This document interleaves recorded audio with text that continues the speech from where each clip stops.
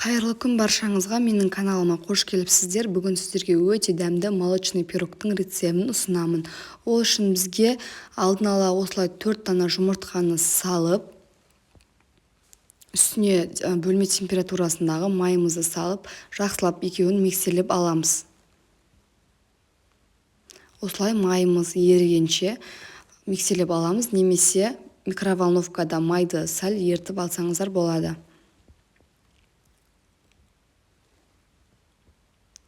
Үстіне сгущенкамызды салып аламыз.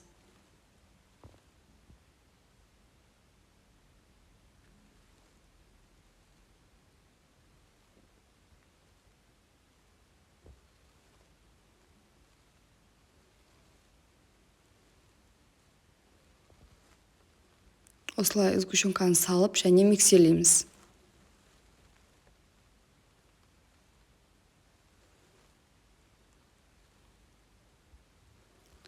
Үстіне ұн мен разрыхителімізді салып және миксерлейміз.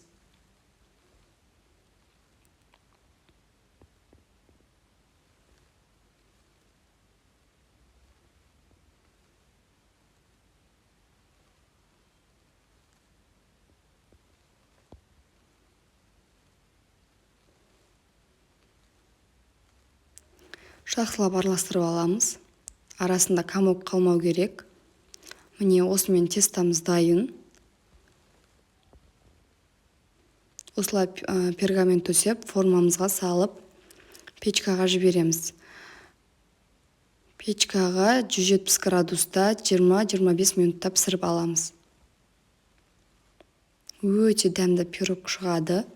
Сіздер де жасап көріңіздер. Ендігі кезекте кремін дайындаймыз. Творожный сыр, сахарный пудра, сливки үшеуін миксерлейміз. Менде сливки аз болып қалды, сол үшін сгущенка араластырдым.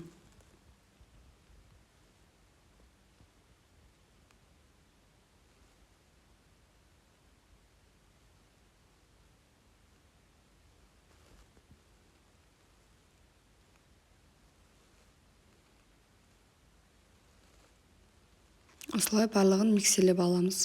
Креміміз әдеттегідей қою болу керек.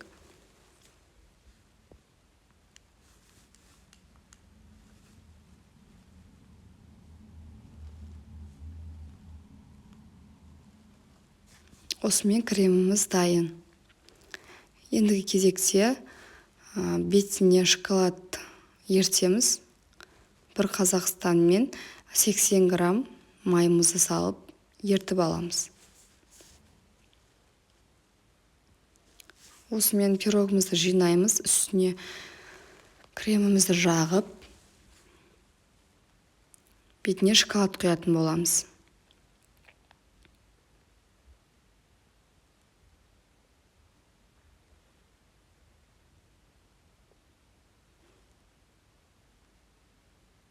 Осылай шоколадымызды жағып аламыз. Жағып болған соң холодильникке жібереміз. Өте дәмді пирогтардың бірі болып шықты. Сіздер де жасап көріңіздер. Осымен пирогымыз дайын. Видео ұнаса лайк басып, каналға тіркеліп, қоңырауша белгісін басуды ұмытпаңыздар. Ас болсын.